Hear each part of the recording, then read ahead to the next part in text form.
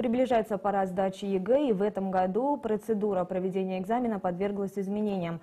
Подробнее об этом мы поговорим с министром образования и науки Северной Осетии Аланом Угоевым. Здравствуйте, Алан Рузмагович. Подробнее, пожалуйста, о том, что ждет выпускников этого года.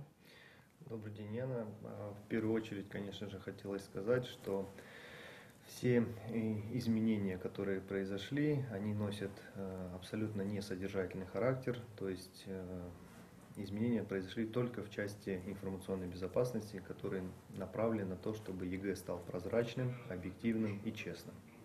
Что касается непосредственно процедуры проведения единого государственного экзамена для выпускников, она абсолютно не изменилась, содержание контрольно-измерительных материалов не изменилось. Наоборот, мы сказали о том, что база данных по этим КИМам, контрольно-измерительным материалам, расположена в открытом доступе в сети интернет. Сделали все для того, чтобы была возможность у выпускников готовиться на протяжении всего учебного года. Были созданы условия для того, чтобы ученики провели тренировочное тестирование, для того, чтобы погрузиться в среду реального экзамена и понять, насколько они готовы к этому экзамену и на какой балл они могут рассчитывать.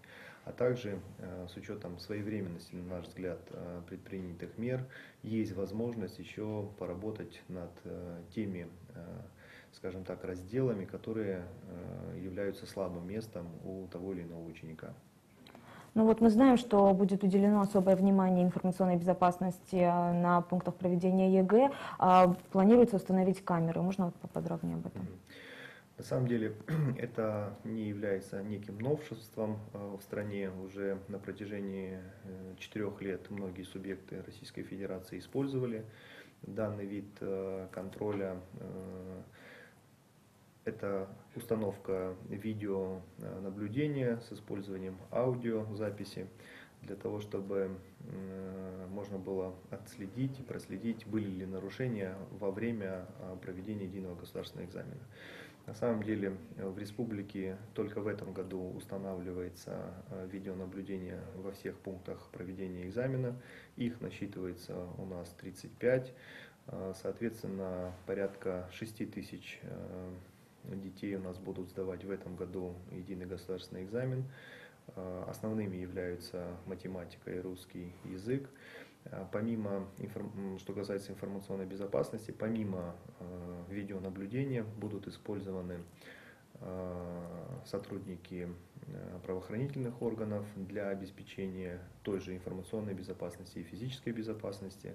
Будут также использованы в процедуре, точнее привлечены к процедуре проведения единого госэкзамена федеральные инспектора, которые будут отвечать за объективность проведения в пункте. На самом деле мы сегодня располагаем информацией, что порядка 35 человек должны приехать для такого внешнего независимого наблюдения за тем, как будет происходить эта процедура. А вот что касается того, что нельзя проносить телефоны, да, в этом году внесено такое существенное изменение в закон, а теперь их нельзя вообще проносить, то есть не только использовать, но и проносить. Вот это как может повлиять на процедуру сдачи ЕГЭ? Повлиять может положительно, потому что экзамен будет объективным. На самом деле это, с одной стороны, может показаться кому-то незначительным, но с точки зрения юридического правоприменения оно существенно.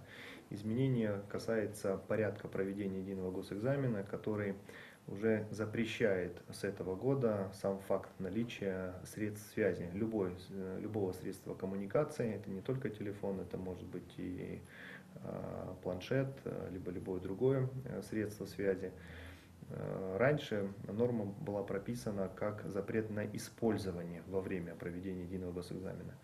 Но мы понимаем, что наличие у ученика, выпускника, сдающего единый государственный экзамен, есть некий соблазн воспользоваться этой процедурой. На самом деле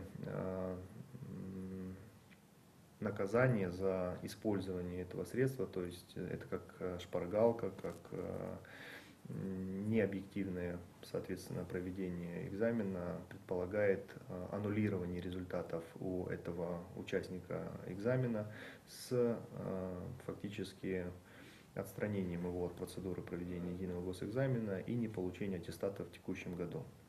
То есть достаточно серьезное наказание за использование средств связи. Ну, поговаривают о том, что на пунктах сдачи ЕГЭ планируют еще и глушить сигналы. Это правда или просто слухи опять? Нет, это неправда. На сегодняшний день мы не предполагаем использовать данный вид информационной безопасности. Мы считаем, что достаточно тех средств, которые используются в этом году. Это видеонаблюдение, это информированность в первую очередь всех участников этого процесса. Для нас на самом деле самое главное это понимание общественности, понимание родителей, в частности, для того, чтобы не нагнетать эту обстановку, чтобы не было паники, которая, конечно же, передается детям во время проведения единого госэкзамена. Мы неоднократно говорили и показывали, в том числе путем проведения тренировочного тестирования, что дети самостоятельно способны написать работу на достаточно высокий балл. Есть естественная закономерность о том, что если ребенок учится, он осваивает учебную программу в рамках учебного плана, что позволяет ему сдать хорошо. Если же, конечно, ребенок не учится, не занимается, то он по определению не сдаст этот экзамен, только если он не схитрит и не постарается воспользоваться посторонней помощью. Но тогда мы говорим о том, что и система оценки качества, и не позволит делать определенные выводы с точки зрения администрирования, да, учебного процесса. С другой стороны, мы говорим, что нарушаются права тех детей, которые именно на это и рассчитывают, которые рассчитывают на свои силы. И наша задача не допустить такого нарушения одних детей и предоставлением привилегий другим. Вот опять-таки, возвращаясь к правам детей, очень многие переносят свой экзамен на резервные дни. Вот как будет работа вестись в этом направлении? Здесь работа будет вестись совместно с Министерством здравоохранения. Мы понимаем, что юридически ребенок, конечно же, имеет право и может заболеть, либо с ним может произойти в том числе и нервный срыв, но который должны констатировать, соответственно, медики по тем или иным причинам.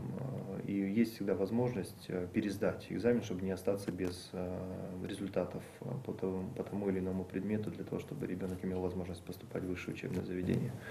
Но если же это используется именно в рамках того, чтобы обойти закон и воспользоваться, опять-таки, подсказками учителей, либо тех лиц, которые берутся за это, то, конечно же, здесь нами будут предприниматься меры с точки зрения проверки, проведения проверки, да, тех больничных листов, которые будут выдаваться. Их будут проверять не сотрудники Министерства образования, а сотрудники правоохранительных органов, в компетенцию которых входит проведение данных проверок. И сегодня мы уже говорим о том, что в любом случае, неважно в какой день будет сдавать ребенок, для нас самое главное создать максимально объективную и прозрачную процедуру проведения экзамена. Вот говоря о прозрачности, за это будут отвечать и федеральные инспекторы в том числе, что входит в их обязанности и что они будут делать непосредственно в день сдачи ЕГЭ. Данная категория лиц, которая привлекается, как я уже сказал, как независимых экспертов, которые будут, их называют федеральными общественными наблюдателями, которые и призваны фактически констатировать факт объективного проведения экзамена, соответствующим тем требованиям, которые установлены на федеральном уровне. Мы говорим о том, что на сегодняшний день подготовлено достаточно большое количество участников этого процесса. Это касается и руководителей пунктов проведения экзамена, уполномоченных, организаторов. Все они прошли специальное обучение, Большинство из них были на курсах Федерального института педагогических измерений. Они прошли сертификацию, то есть процедурных сбоев у нас не должно быть. Все понимают прекрасно, что они должны делать. Вот одна из ключевых ролей этих общественных наблюдателей заключается, чтобы процедурно все было выполнено правильно, чтобы не нарушались правила детей, права детей. Вот это основная их задача. Опять-таки о правах детей. Вот не считаете ли вы, что такое ужесточение правил сдачи ЕГЭ может повлиять на их психологическое состояние или может как-то помешать им? Мы достаточно большое внимание уделили этому процессу, психологическому портрету выпускника. Психологи в школах работали над этим. Это ответственность и классных руководителей, и учителей подготовить детей к этому процессу. Мы все проходим через определенные испытания, имеется в виду экзаменационные, да, и здесь нет основания ребенку, который учится на протяжении всех лет, прийти на итоговую аттестацию и показать то, на что он способен.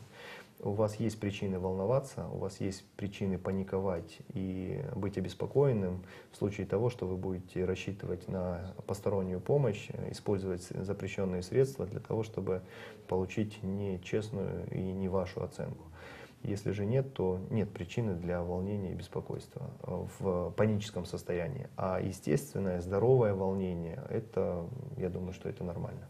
Опять-таки, возвращаясь к камерам, они будут писать еще и звук во время экзамена. И потом, после экзамена, родители смогут посмотреть видеозапись, или она уже будет в закрытом? Нет, родители не будут иметь возможности посмотреть после видеозапись. Сам процесс видеозаписи, он осуществляется специальным оборудованием в онлайн-режиме, и любой участник может через специальный сайт, мы эту информацию обязательно дадим на сайте, может наблюдать за этим процессом. Вместе с тем мы говорим о том, что только в случае заявление, что в том-то пункте, в такой-то аудитории были нарушения, эти записи специальной комиссии будут просматриваться. И вот только в случае такого заявления и выявления, либо не выявления, будет приниматься решение об аннулировании результата данного ученика, на которого указали. Вместе с тем мы понимаем, что если будет периодически ложная информация от того или иного наблюдателя, то его просто перестанут рассматривать, да, эти обращения от конкретного заявителя. То есть существует достаточно много нюансов и тонкостей, которые на самом деле детально проработаны на федеральном уровне при непосредственном участии региональных экспертов, для того, чтобы ни в коем случае не нарушить права ребенка, с одной стороны, и не подвергать его никаким проверкам психологическим и тому подобное. Это все будет происходить заочно. Вместе с тем, то есть если будут реальные факты указывать на то, что происходила процедура не в соответствии с правилами, то, конечно же, будут приниматься соответствующие решения. А есть еще и информация о том, что если в одном пункте будут фиксироваться массовые нарушения, то результаты могут быть аннулированы практически у всех выпускников, кто там сдавал. Это несправедливо по отношению к тем, кто не хитрил в этот момент? На самом деле здесь вопрос в том, что называть массовым нарушением. Да? Если мы говорим о том, что в пункте проведения происходят вот такие массовые списывания, массовые несоблюдения правил, то возникают вопросы не только к детям, а возникают вопросы к организаторам в аудитории, организаторам вне аудитории, к руководителю пункта проведения экзамена, к уполномоченному, к федеральному инспектору. Здесь целый комплекс, поэтому эта норма, она больше юридическая, да, нежели практическая.